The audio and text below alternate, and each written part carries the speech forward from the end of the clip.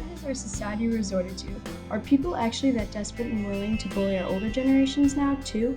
It is true that old people are now becoming the victims of abuse or bullying just about everywhere in the US. PSA actions relating to it are just as cruel as child abuse due to the helplessness of that particular age group. Others may argue that senior citizen abuse shouldn't be acknowledged as much as child abuse because seniors are more capable of making decisions on their own. Does it seem fair that according to DoSomething.org, almost 50% of federal abuse prevention dollars are spent on child abuse, while only 2% is funded towards elderly protection? Obviously, this topic tends to fall beneath the radar, but if more people are aware of such a crime, funds to help prevent it could someday equal the amount of federal dollars distributed to the cause of child abuse.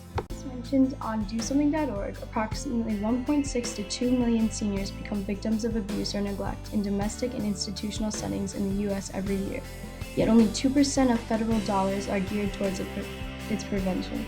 From the disturbingly large amount of people affected by this each year, I would assume more attention would be given. It is about time we step up for those who lack the ability to step up on their own. To clarify, elderly abuse is a general term for when old people are abused either physically, sexually, psychologically, emotionally, or financially, and oftentimes neglected due to not being able to defend themselves or take care of their bodies as a result of senility.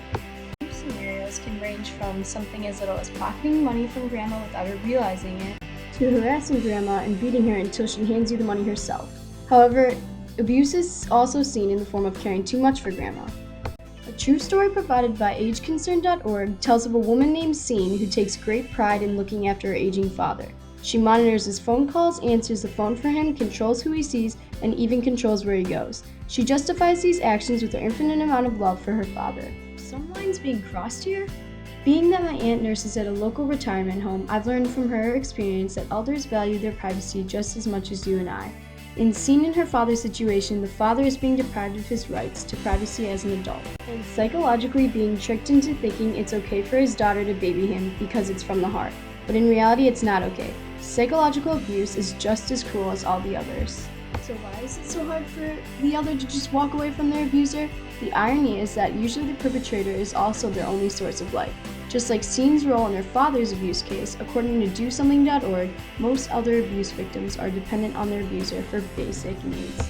Necessities like financial aid, food, shelter, and support during times of illness are all things most others can't provide on their own. So as mentioned on DoSomething.org, 90% of the time the abuser is a family member, making standing up even more heartbreaking when it's from someone they care about. Something must be done to make breaking the cycle easier for old people. We must form a backbone for elders to fall to when their only source of aid is provided by someone who harms them. Multiple organizations have been created already to do that very thing. In fact, a World Elder Abuse Awareness Day has been created on June 15th of each year to spread continual awareness. One of the most popular organizations is the National Center on Elder Abuse, NCEA, which provides us with a very useful website along with hotlines, information, ways to get involved, resources, and plenty more to support the cause. It also provides the user with a safe exit tab, so if an elder decides to navigate away from the page, their abuser can't track it on their history. If you are concerned about a loved one or are a victim of abuse yourself, I deeply suggest checking out their website.